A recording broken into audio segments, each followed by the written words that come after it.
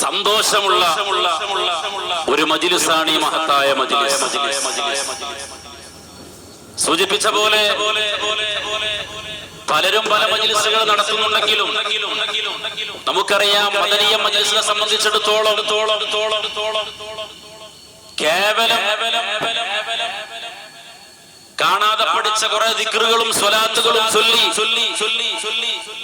ആളുകളെ കയ്യിലെടുത്ത് എന്തെങ്കിലുമൊക്കെ ദുന്യവിയായ നേട്ടം കൊഴിയണം എന്ന ഉദ്ദേശത്തോടു കൂടിയിട്ടല്ല, മറിച്ച് പഠിക്കുന്ന സമയത്ത് നല്ലപോലെ പഠിച്ച് ഉസ്താദന്മാരുടെ ആശീർവാദവും ഉസ്താദന്മാരുടെ അംഗീകാരവും അവരുടെ സമ്മതവും പൊരുത്തവും ലഭിച്ച് ഈ വിഷയത്തിലേക്ക് ഇറങ്ങി തിരിച്ചത് കൊണ്ടാണ് ഇത്രമേൽ ജനങ്ങൾ ഈ മജ്‌ലിസിനെ ഏറ്റെടുക്കാനുള്ള കാരണം.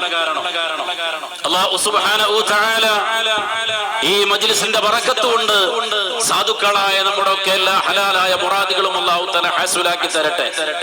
ഇതിന് നേതൃത്വം നൽകുന്ന അഭിവന്ദനായ അബ്ദുൽ ലത്തീഫ് സഖാഫി ഉസ്താദിന് അല്ലാഹു തആല ആഫിയത്തോടു കൂടിയുള്ള ദീർഘായുസ്സ് നൽകി അനുഗ്രഹിക്കട്ടെ.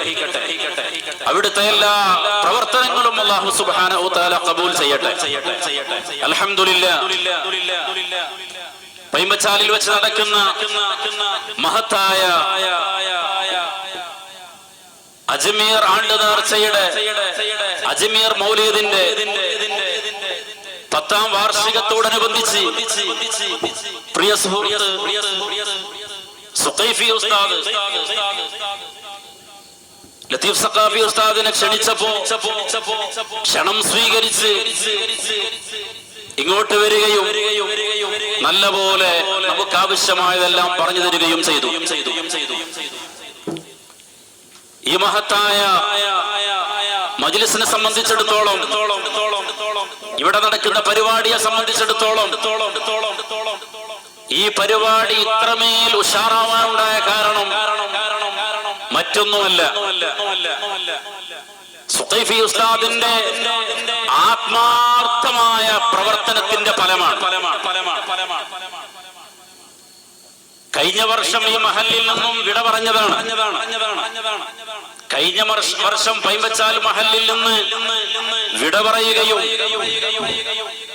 എന്നിട്ടും നല്ലവരായ നാട്ടുകാർ കഴിഞ്ഞ വേദിയിൽ നിന്ന് മഹാനരായ ഖുറത്തു സാദാത്ത് തങ്ങളുപ്പാപ്പ അടക്കമുള്ള ഉസ്താദന്മാരൊക്കെ പ്രഖ്യാപിച്ച 10ാം വാർഷിക പരിപാടിയും സമൂഹ വിവാഹവും പ്രഖ്യാപിച്ചതിന് ശേഷം ഉസ്താദ് ഇവിടുന്ന് പിരിയുമ്പോ ജമാഅത്തിന്റെ കരുത്തനായ പ്രസിഡന്റ് അടക്കമുള്ളവർ ഉസ്താദിനോട് പറഞ്ഞത് 10ാം വാർഷിക പരിപാടി ഉസ്താദ് എങ്ങനെയായാലും ഇവിടെ തന്നെ വെക്കണം എന്നാണ് പറഞ്ഞത്.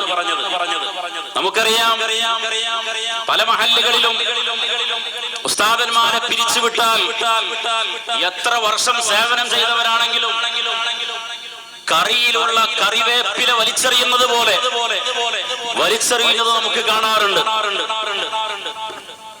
അതുവരെ അവർ അധ്വാനിച്ച അവർ പരിശ്രമിച്ച പരിശ്രമങ്ങളെല്ലാം മറന്ന് അവർ ചെയ്ത സേവനങ്ങളെല്ലാം മറന്ന് എന്തെങ്കിലും മനുഷ്യ സഹജമായി എന്തെങ്കിലും ശ്രദ്ധയിൽപ്പെട്ടാൽ എന്തെങ്കിലും ഒരു അബദ്ധം അറിവില്ലായ്മ കൊണ്ട് സംഭവിച്ചു പോയാൽ അതിന്റെ പേരിൽ എടുത്തെറിയുന്ന കാഴ്ചയാണ്. ഒരു വിലയുമില്ലാതെ ഒരു പരിഗണനയും കൊടുക്കാത്ത രീതിയിൽ.